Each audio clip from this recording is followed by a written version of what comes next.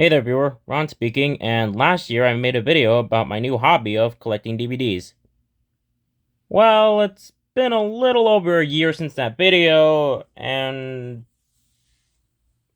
well, you can say my collection's grown a bit.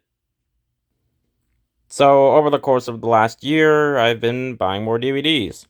Some off of Amazon, which I finally figured out how to use after, 17 years of being alive. Took me an embarrassingly long time to figure out how Amazon worked. Some off of Walmart and others off of Goodwill. So I'm just going to go through some of the highlights here, as well as complain about a few DVDs, but we'll get there when we get there. Starting with everyone's favorite company, I think, Disney. You may remember last time I only had Dumbo, but I've since learned the error of my ways and collected more Disney DVDs, as that's usually people's first company to collect from. Um, Most of these movies are from my childhood, but some of them I hadn't seen until now, like Snow White or Peter Pan.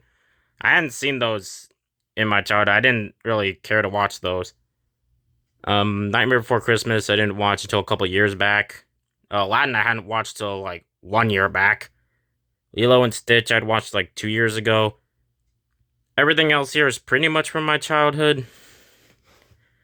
This is the only HD DVD I have, or 4K DVD.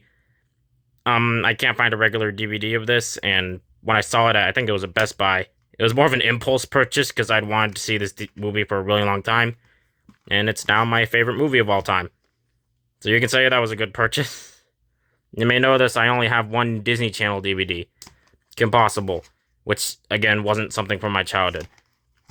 A bit of a confession, I did not care for Disney Channel as a kid. I know in the 2000s it was a massive thing, it was the biggest channel, I think. But it always just seemed really lame to me. I think the only shows I watched were like Phineas and Ferb, Gravity Falls, uh, was it like Kick Butowski, Fish Hooks, and there might have been more, I forget.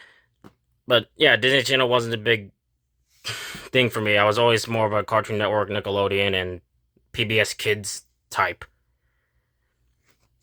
But, I had heard good things about this show, so I wanted to watch it, and one of the funniest shows I'd ever seen.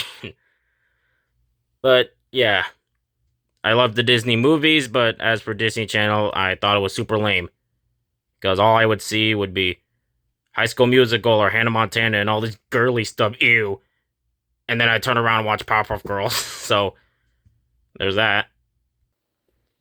Next up, we got Warner Brothers / Cartoon Network.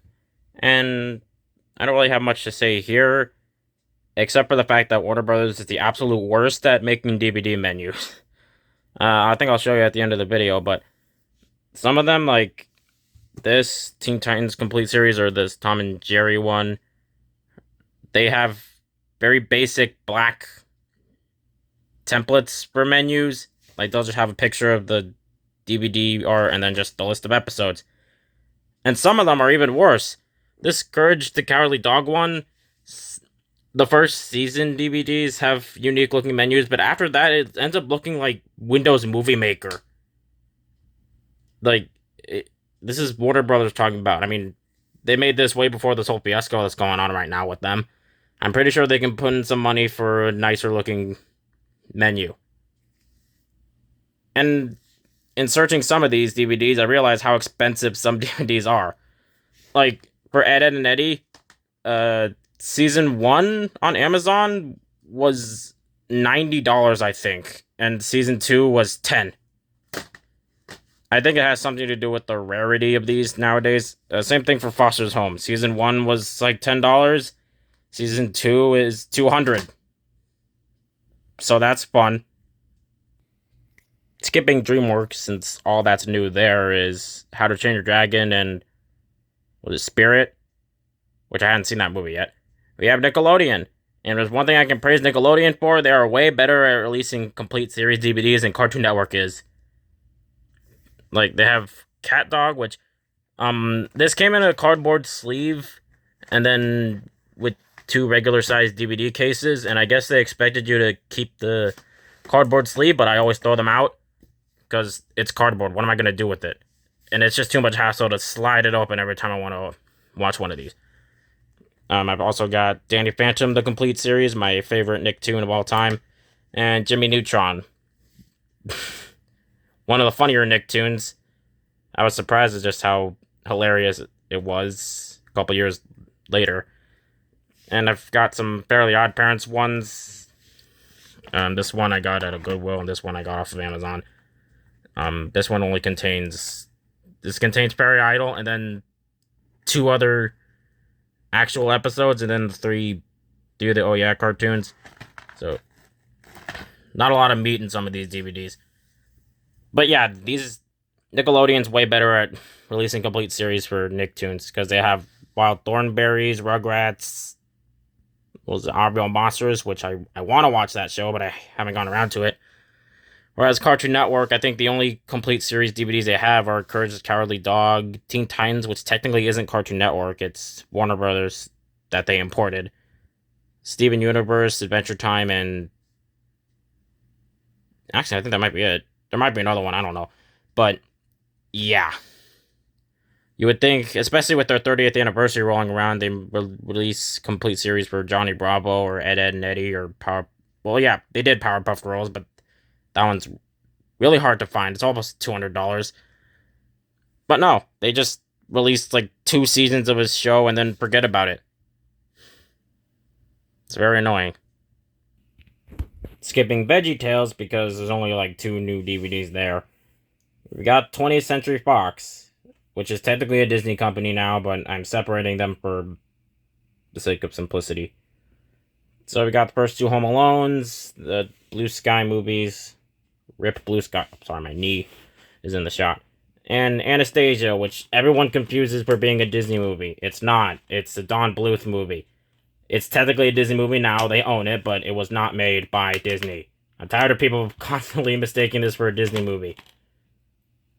And it came out in the 90s. I think it was the era where everyone else was trying to upstage Disney, but none of them really worked. So, yeah, there's that. And finally, we've got Miscellaneous.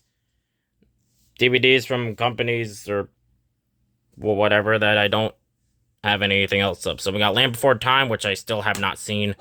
A lot of these DVDs I haven't popped in yet. I just have them. Shaun the Sheep by Lionsgate, or at the very least it was released by Lionsgate, who I don't think I've ever made a good movie. Every single trailer in this DVD was for Normal of the North or some weird robot movie. Has Lionsgate ever made a good movie? I don't know much about the company, but they haven't been doing very well lately, so I'm wondering, has Lionsgate ever made a good movie? And then we got Monty Python, which has a broken disc. Well, a broken disc holder, so sometimes the DVD might just fall out. A lot of these have that, especially the complete series ones. Some of them just have broken, whatever these things are called, disc holders. So that's annoying, but I mean, this is one of the funniest movies I've ever seen. Absolutely ridiculous. And it's weird to me to think that this came out in the 70s when that kind of humor wasn't really a thing. So that's interesting. So here I'm gonna complain about these DVD menus now. So as you can see, it's just a black screen with the DVD box art and then just the list of episodes. This is across most of the Warner Brothers DVDs. But for Courage the Cowardly Dog, it's even worse. So first, it's just a JPEG of the Cartoon Network logo. Nothing interesting there. Sorry, you can see my arm. You